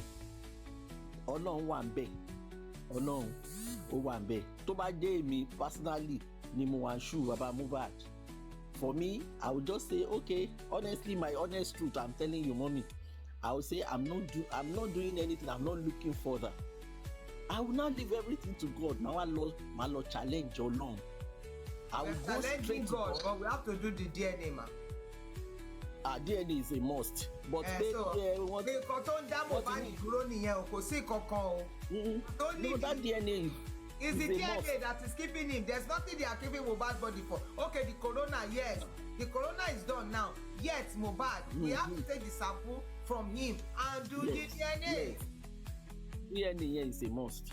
Is a must. Wọ́n dẹ̀ gbọ́dọ̀ guide there jealously. Débi pé eṣiṣi gan, tó yẹ pé bàbá gan lè máa sùn tí kíní gan kọ́ lọ máa sùn sọ́jọ́ kan máa wà ń bẹ̀ 24 hours. Tí ò ní sí ọwọ́ àti ẹsẹ̀ Lagos State ń bẹ̀. Ṣé bọ́lọ́pàá ti sọ fún bàbá tẹ́lẹ̀ náà pé mistake ti wáyé, but my problem and my concern ni pé how could a wife, even tó bá tẹ̀ ẹ́ pé ẹja ni, you go to your father-in-law, àwọn family ẹ̀ náà kò tún ráyé wá, wọn rí ìlànà wá, wọn rí èèyàn gidi bí gbogbo wọn. The mother kept mute láti 20-something months ago. Ìyá ẹ̀ dákẹ́ sí Amẹ́ríkà, ó dákẹ́, kò sọ ẹyọ kan rí, àti bàbá tó bí wọn sọ̀rọ̀ ẹyọ kan rí. Ìyá tó pa lọ́mọ ló wá ń jà fún, lọ́tún ló ń jà fún lósì. Ìyá Mohbad, ìwọ nìyẹn o, Ọlọ́run nìyẹn. Àdàbí tí àwọn abiyamọ bá ń ṣe bẹ́ẹ̀, ṣùgbọ́n tí ó bá ti ń ṣe bẹ́ẹ̀, torí gbogbo nǹkan táwọn ń fi ni pé ọwọ́ àdúrà gan wà nù kìíní yẹn. But àdúrà is ready to talk. Tẹ́ bá ń wo countenance àdúrà, he is always ready to talk, but the woman don't allow him. Òun ló mú throat ẹ̀, òun ló gágùn gan fún ẹ pé ò gbọ́dọ̀ sọ anything. Kò sí problem, it is well. Baba, the Lord is your strength. Don't worry, you are going to overcome. You are going to, this period with fate of àwa tá a dẹ̀ ń dúró tì yín a dúró pa síbẹ̀ ni o we dey here o we dey here we are not moving no shaking orúkọ Jésù kò sí shaking fún wa we stand gidigba bàbá ẹ mọ́ worry the Lord is your strength àníwá yín ti mọ́mì lágbára Ọlọ́run Olúwa a máa wà pẹ̀lú yín o bẹ́ẹ̀ ṣe lọ bẹ́ẹ̀ ṣe ń bọ̀ àbọ̀ Ọlọ́run máa dájú lórí yín lágbára Ọlọ́run àní firú ẹ̀ gbà o lágbára Ọlọ́run àní sunkún lórí ọmọ wa ẹ ṣé mà o thank you so much that's my God bless you ma thank you so much ẹ ṣé ajé àìwá yìí. Mommy, ẹ káàsán ma. Mo dúpẹ́. Ẹ káàsán to all the panelists and the commenters. Ẹ ṣé gan ni ẹ kú àdúró tí ẹ kú gbogbo gbà. Ọlọ́run àfibà á máa lọ́rẹ̀ mi yín. Ṣé rí ẹ̀dẹ̀kẹ̀ ọkàn mú báyìí? Bàbá lọ́ba, ẹ má fòyà, ẹ má bẹ̀rù. Is anybody tó lè indict yín? Gbogbo àgbáńlá ayé ló mọ̀ pé bàbá gidi ni yín. Ben, don't let what Sotobi said to make you think otherwise. Torí kò wọ́pọ̀ nínú ọkùnrin ta nílé ayé yìí. Díẹ̀ nínú wọn ló ń ṣe nǹkan tẹ́ ṣe. Bàbá ni yín. Lágbára Ọlọ́run fẹ́. Àwọn ọmọ tó kù tẹ̀ ṣẹ́gun sílẹ̀ mi ìsọ̀rọ̀ àdúrà o. Tọ́lọ́run yí padà o. Mi ìsọ̀rọ̀ blessing o. Tọ́lọ́run yí padà o. Ṣùgbọ́n gbogbo ọmọ tó kù tó tara yín jáde. Ẹ máa jèrè wọn gbogbo omijé ojú yín tí wọ́n rò pa wọ́n gbà Ọlọ́run á sọ́dẹ̀rín fún yín ẹ ní kábàámọ̀ ẹ má dẹ̀ kẹ́nìbọ̀dì dáradà yín o kò sẹ́ni tó lè gbé yín lọ ilé ẹjọ́ kò sẹ́ni tó lè indict yín àdàbí tó bá yẹ pé wà ń bẹ̀ ìjọ tọmọ yín kú ẹ sí ń bẹ̀ ẹ bá òkú ọmọ níbẹ̀ nù ṣùgbọ́n gbogbo ẹni tó wá jókòó tó wá da ọwọ́ bò tó sọ pé bákan ló ṣe rí tó bá dijọ́ tí wọ́n bá dé sí wọn tí wọ́n ṣe máa dánwọ́ bo tiwọn náà mọ́lẹ̀ náà nìyí. ẹ wá jẹ́ kí n padà sórí ìyá Mohbad Abọ́sẹ̀dé ṣé ohun tó promise ẹ nìyẹn wípé àwọn á tún ẹ ṣe lójú aráyé ìwọ lọ́wọ́ ń fún lórí yìí pé ìyá dáadáa ni ẹ iṣẹ́ tó ò ṣiṣẹ́ fún oríyìn tó ò ṣiṣẹ́ fún ó ti gbàgbé àṣírí ètò tí ò tún bò mọ́ kó lè bò because gbogbo àgbáńlá ayé ló mọ̀ pé ò kì í ṣàbíamọ àbíàgbà ni ẹ́ kò sí tí Lagos State ṣe lè kọ́ kò sí tí Sotobi ṣe lè ká kò sí tó ṣe lè fi báírò àbí gègé kọ́ kọ́nà ọ̀fẹ́ kà sára ayé létí ní etí aráyé ní gbogbo àgbáńlá ayé gbogbo wọn mọ̀ pé àbíàgbà ni ẹ́ ò kì í ṣòbí gidi ò kì í ṣèyà gidi tó bá rò pé bóyá torí pé nǹkan tó kọ yẹn ó máa tún ẹ ṣe ṣó fẹ́ change the fact that mo ṣàgbèrè kó tó kù lé àlọ́ba ni. àbí. ṣó fẹ́ change the fact that pé o gbé Mohbad sílẹ̀ fún odidi 15 years sí 17 years kó tó padà sínú ayé ẹ̀ ni. àbí. ṣó fẹ́ change the fact that pé nígbà tó fail ẹ̀ nígbà tó wà láyé nígbà tó ọmọ yẹn nídìí èèyàn kó dúró tì ń o tún fail ẹ̀ bí abiyamọ ni. kò sí ohun tí Lagos State Government bá kọ́lé Sotobi lọ́wọ́ kò sí ohun tí DPP bá kọ́lé Sotobi lọ́wọ́ pé kó ṣe pè ẹ́ tó ṣe qualify yẹ gbogbo qualification tó fún ẹ kò lè mú ẹ lára ẹ̀wù ẹ̀kẹ́ tó ti wọ̀ ẹ̀wù àbùkù táráyé ti rí ẹ̀ òun ló máa bẹ́ ẹ káàkiri Abọ́sẹ̀dé torí òwú abiyamọ. Now let me go to Sotobi. I so much believe in you and I believe in the judiciary. Me too. But one thing is certain tó bá jẹ́ pé lóòótọ́ you don't want to be compromised tó bá jẹ́ pé lóòótọ́ o ò fẹ́ gbọ́wọ́ ẹ̀jẹ̀ yìí ìbá má ti bọ́ta rárá kà ó bá má ti kà á because you reading this thing gbogbo àwa ta nígbàgbọ́ nínú ẹ ó já wa kulẹ̀ you shouldn't have gone through that route of even reading it at all wàá dúró lórí pé ẹ wá lòmíì kó bá yín kà bọ̀ mi ò gbowó yín nítorí pé orúkọ rere ó sàn ju wúrà àti fàdákà lọ and for what you did now your name has been written in that black book in Lagos State as part of the people that refuse to give Mohbad justice tí kò dẹ̀ lè parẹ́ láyéláyé because ohun tó ṣe nìyẹn but let me now tell you the last statement or the last comment on that report saying that káwọn èèyàn bá sọ kankan lórí social media that they can charge them for cyberbullying or anything wọ́n ní bí wọ́n bá ṣe rere ara kì yóò yá ọ kí ló ń bà yín lẹ́rù you want to silence people on social media torí pé ẹ fẹ́ kó sọ̀rọ̀ mọ́ torí ẹ̀ lẹ ṣe gbé ohun tẹ gbélé wọn lọ́wọ́ ṣùgbọ́n ọ̀kan yẹn kan tí mo fẹ́ kẹ́ mọ̀ ni pé we remain resolute you cannot silence us ibi tí ọ̀rọ̀ Mohbad ń lọ ìsídà kí Lagos State kí wọ́n fún ní justice àbí kí the whole Federal Republic of Nigeria kó gba kéèsì yẹn kó dẹ̀ fún ọmọ yẹn ní justice tó deserve torí pé àní dákẹ́ a máa pè yín a dẹ̀ máa dárúkọ yín torí pé tó bá kọ ẹ̀yin nìkan gan ẹ máa mọ̀ pé ohun tẹ́ ṣe ẹ̀ ṣe lọ́nà ẹ̀tọ́ ṣùgbọ́n kankan ni mo fẹ́ kẹ́ mọ̀ o àtẹni tó gbẹ́jọ́ fún àtẹni tó da àtàwọn tó rò pé àwọn làwọn ní ilé ayé mo fẹ́ kẹ́ nígbàgbọ́ ipe ẹni tó di ọba tó di gbogbo ilé ayé lọ tó ní ìdájọ́ òdodo lọ́wọ́ ó ń wo gbogbo yín ló máa fún ìdájọ́ tó tọ́ sí yín. Bàbá my last thing kò ṣe last thing lágbára Ọlọ́run I will always saying it ẹ má jẹ́ kẹ́nìkan kọjá kodokodo mọ́ yín ẹ má jẹ́ kẹ́nìbọ̀dì jáyàjá yín kọ́ ní kẹ́ lọ sin ọmọ yẹn àti ìnísìn Mohbad ọ̀hún tá a bá ṣe DNA. bẹ́ẹ̀ ni o 100%. nítorí pé DNA yẹn òun ló jẹ́ kó máa sá kìlòkìlò. Bàbá Joseph Alaba ẹ máa gbọ́ ohùn wa DNA yẹn needs to be guided jealously.